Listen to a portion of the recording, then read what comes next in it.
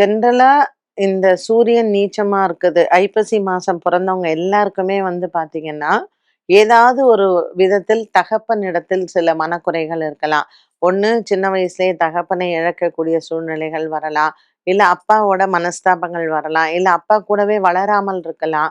அப்பாவுக்கும் பையனுக்கும் குறிப்பாக பெண்கள் விஷயத்துல இல்ல, பிள்ளை பிள்ளை குழந்தைகள், ஆண் குழந்தைகளாக இருந்தால் தகப்பனிடத்தில் நெறைய மன வேற்றுமை இருக்கும். டிஃபரன்ஸ் ஆஃப் ஒப்பீனியன் நெறையா இருக்கும். ஸோ அப்பா இருக்கிற இடத்துல பையன் இருக்க மாட்டாரு. பையன் இருக்கிற இடத்துல அப்பா இருக்க மாட்டாங்க. அண்ட் அப்பா சொன்னத பசங்க கேட்கவே மாட்டாங்க. ஸோ இந்த மாதிரியான ஒரு சூரியனுக்கும் தன்னுடைய அதாவது அப்பாவுக்கும் பிள்ளைக்கும் இடையே இருக்கக்கூடிய ஒரு மனப்போராட்டம்னு சொல்லலாம். ஐப்பசி மாதம் பிறந்தவர்கள் ஞாயிற்றுக்கிழமைகளில் கோதுமை தானம் செய்யலாம். இந்த 1 மாத காலமும் சூரியனுக்கான பரிகாரம் அப்படிங்கும் பொழுது ஆதித்ய ஹிருதயம் படிக்கிறது ரொம்ப விசேஷம். அண்ட் இந்த ஐப்பசி மாதமே சூரியனுக்கு வந்து பலம் குறைவு. அதனால தான் மழை நெறைய வந்துட்டே இருக்கும். ஸோ சூரியனை காலை வேளையில் அந்த சூரிய உதயத்திலயும் சரி, சூரிய அஸ்தமனத்திலயும் சரி, சூரிய பகவானை வணங்குறது ரொம்ப விசேஷம்.